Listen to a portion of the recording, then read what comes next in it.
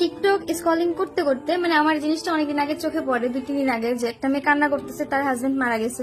কিন্তু আমি কখনো ভাবতে পারি নাই যে এটা ওই ছেলেটাই, শুভন শুভ, যে কিনা আজ থেকে প্রায় 5 দিনের বেশি হবে আগে, মানে আমার পেজ তো ফোন পেজ সব হ্যাক হয়ে যাওয়ার আগে একটা ছেলে আমাকে মেসেজ দেয়, দিয়ে সে আমার সাথে কথা বলতে চায়, তার সাথে আমার 2 ঘন্টা কথা হয়। ওই ছেলেটাকে আমি পার্সোনালি চিনতাম না, তো ছেলেটা তার 1.2 মিলিয়ন টিকটক আইডির একটা স্ক্রিনশট পাঠায় আমার সাথে 2 ঘন্টার মতো কথা বলে। তো আমি বলছি যে আমার যদি সময় হয় পরে আমি আপনার সাথে কথা বলবো। তো সে বলতেছে ইগনোর করো না, কথা বলো। তা আমি বলছি, তার আইডিতে ঢোকার পরে যে মেয়েটা যে কান্নাকাটি করতেছে তার সাথে তার একটা বিয়ের একটা পিক দেখি। তা আমি বলতেছি এটা কি আপনার ওয়াইফ? সে বলে কি না, এটা আমার ওয়াইফ না, এটা আমার কাজিন, তার সাথে আমি ভিডিও করতাম।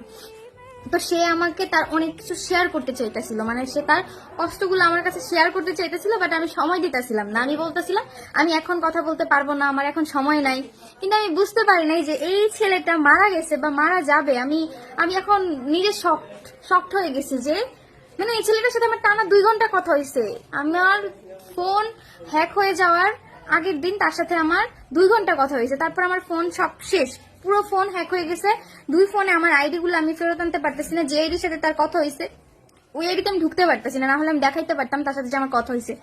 তো এই ছেলেটা মারা গেছে, আমার কাছে বিশ্বাস হইতেছে না যে আল্লাহ, একটা মানুষ, জলজন্ত মানুষ, মানে কিভাবে কি মানুষরা না কেউ থাকতে গুরুত্ব দেয় না। ছেলে আমার কাছে তার দুঃখটা শেয়ার করতে চাইতেছিল, কিন্তু আমি তার সময় দিইনি।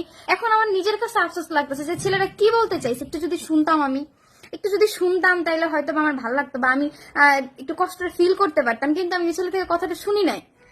তো ছেলের বোর যে কান্নাকাটি দেখলাম, আমার এখন মনে হইতেছে কি মানুষটা থাকতে গুরুত্ব দেয় না, চলে যাওয়ার পরে তাকে গুরুত্ব দেয়, চলে যাওয়ার পরে তার জন্য ছটফটায় কান্নাকাটি করে।